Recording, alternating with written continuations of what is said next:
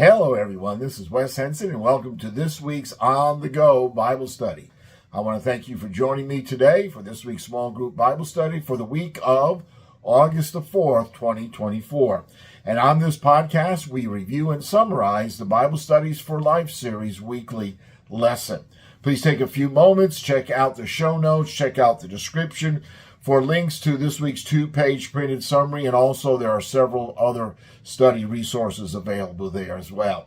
If you're watching on YouTube, please do me a favor by hitting the subscribe button, hitting the thumbs up button, and also ringing the bell, and then that way you will not miss our next episode. Okay, let's begin this week's On the Go Bible study. So today we are in session 3 of our 6-week study titled More Than a Sidekick, Serving Alongside Others. And believe it or not, accept it or not, God created us to be team players. He created us to be connected to one another, providing support for one another, and operating in excellence regardless of our position or our title. And our greatest service to God is often in helping and supporting those who are in leadership positions. All right, if you remember, in our first week, we looked at the sidekicks of Aaron and Hur. And what we learned there was that leaders don't lead without the help of others. And if you remember that Aaron and Hur assisted Moses in enabling the Israelites to have victory over the Amalekites. And then last week, the sidekick that we looked at was Barak. Your service to God is valuable no matter who gets the credit. And while Barak led the Israelites against the Canaanite general Sisera, it was Jael who received credit for killing the general. So let's get started on this week's study. And this week's sidekick is David. He's the sidekick to King Saul. And the focus of this week's study is found in 1 Samuel chapter 18, and we're going to begin reading in verse 4 through verse 16. The point of our study this week is this: serve with excellence even when others do not appreciate that work. That's a tremendous truth, tremendous point to a lesson this week in our study. So let's begin 1 Samuel chapter 18. We're going to begin in verse 5. So David marched out with the army and was successful in everything that Saul sent him to do. Saul put him in command of the fighting men, which pleased all the people and Saul's servants as well. And as the troops were coming back, when David was returning from killing the Philistine, the women came out from all the cities of Israel to meet King Saul, singing and dancing with tambourines, with shouts of joy, and with a 3-stringed instrument. And as they danced, the women sang, Saul has killed his thousands, but David his tens of thousands.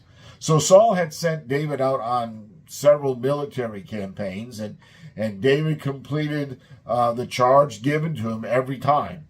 And so there's a principle here in these verses, and that is this: we need to give our best to whatever our leader calls us to do. And sure enough, David gave his best, and he followed King Saul's leadership in everything. He remained humble, and he even helped others achieve more as a result. And because he gave his best to everything his leader called him to do, David, as we read in these verses, was well respected, and he was honored by all. In verse 7, it says that Saul killed his thousands, but David his tens of thousands. But I want to explain that verse, if I can, for just a moment. So the practice of putting a number in the first line and then beefing it up, if you will, in the second line mirrored the style of the Hebrew poetry. So they would put one number in, like Saul killed his thousands, and then they would kind of add to it, if you will, for emphasis. But David killed his tens of thousands. Now you can be sure that there was no intention to make Saul feel inferior. In fact, Saul is the one who gets the top billing, and it was looked at in that day and time, the way that it was written in that language, that both Saul and David were honored for their victories on the battlefield. So some lessons and truths that we see here is, number one, we're to strive to be faithful and wise followers of those who are leading us. Now, let me make this assumption. We want to assume that we are faithful followers to those who ask us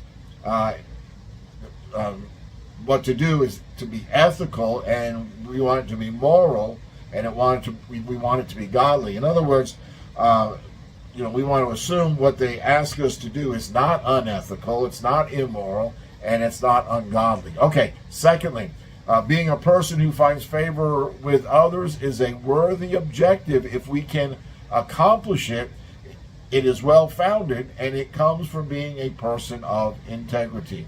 And then thirdly, we are to celebrate the accomplishments of others who have served faithfully and served well.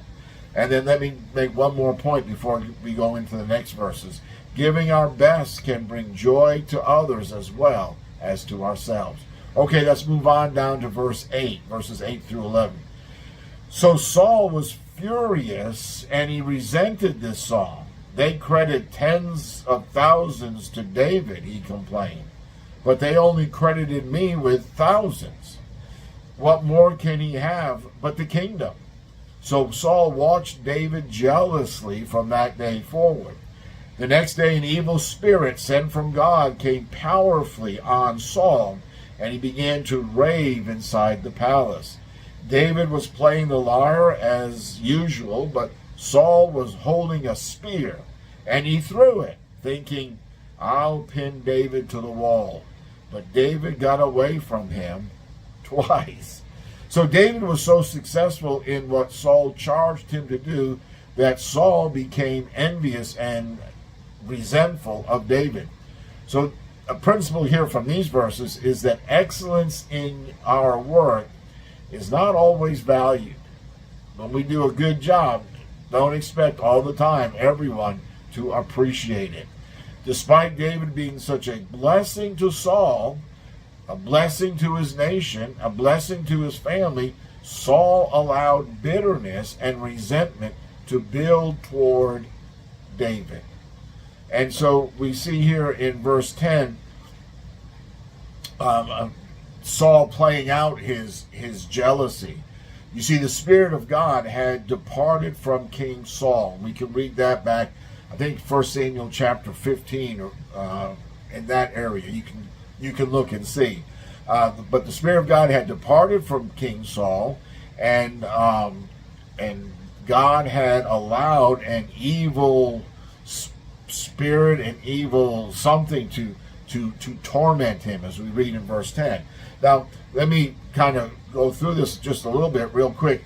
We know that God is not the author of evil. We know that God does not tempt people to do evil. James 1, 13, 14, and 15 will tell us that.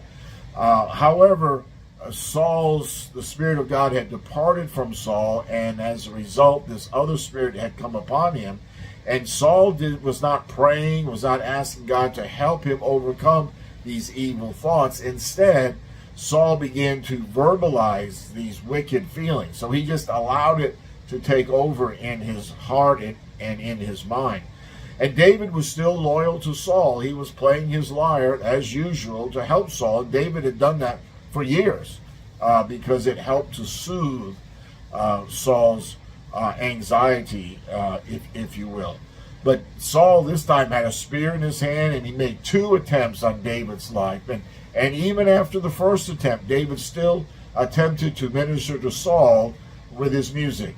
But Saul did not value David, did not value his music ministry, or even his military accomplishments. And some of the lessons and truths from this passage is that envy, jealousy, and suspicion can destroy us. Secondly, we cannot control the thoughts and attitudes of others, but we can determine to do our best and not allow their evil intentions and actions to control us and prevent us from doing what is right.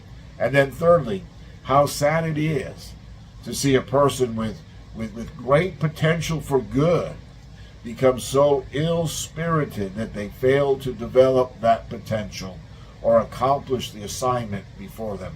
And truly, that was the fate of King Saul. Okay, let's look at these last verses 12 through 16. So Saul was afraid of David because the Lord was with David and had left Saul. Therefore Saul sent David away from him and made him commander over 1,000 men. David led the troops and continued to be successful in all of his activities because the Lord was with him. And when Saul observed that David was very successful, he dreaded him. But all Israel and Judah loved David because he was leading their troops. So despite the fact that David's life had been physically threatened by Saul, David continued to be obedient and lead Saul's army. And furthermore, David continued to do well because God was with him. So a principle here in these verses is even when disrespected or opposed, continue to honor God with what you do. And the reason why Saul was dreadful or fearful of David was because David had what Saul didn't have, the presence of the Lord. Saul assigned David to be the commander of a special elite force of 1,000 men. And if you read on in verse 17, you'll see one of the motivations behind that for Saul was that, well, David might be in a better position to be killed leading these men, so that's why he did that. But David accepted the assignment and he excelled in his new role. And once again, it's recorded, verse 14, that David continued to be successful in all of his activities because the Lord was with him. David couldn't be stopped. With the presence of the Lord, David was guaranteed success. And David not only enjoyed success on the battleground, but he also continued to enjoy success on the home front as well. Okay, that's our lesson for this week, but how are we going to apply the truths of this lesson to our lives this week? Let me share with you 3 applications. Number 1, confess your shortcomings. Identify an area where you've not strived for excellence and commit to giving God your best in that area. We see that with David. David gave God the best that he had, regardless of the circumstances. Second application, give the credit to God. When you succeed or when others compliment you or praise you for a job well done, we can simply say, we want to give God the glory. Without the Lord, we could not do it. And then the third application is maintain your integrity. Always do the right thing, even when others are doing the wrong thing against you. Don't retaliate against hate, knowing that the presence of God is there for your peace of mind and your protection. Okay, before we go, our prayer this week, as we leave our study, is that we would thank God for blessing us with the opportunity to serve Him. We're thankful that we are part of God's plan. And then secondly, we want to ask the Lord to help us to serve with excellence even when others do not appreciate it. All right, that's our lesson for this week. Thank you for joining me today. And again, you can check out all of the resources in the show notes and also in the description. And I'll look for you next time. And bye for now.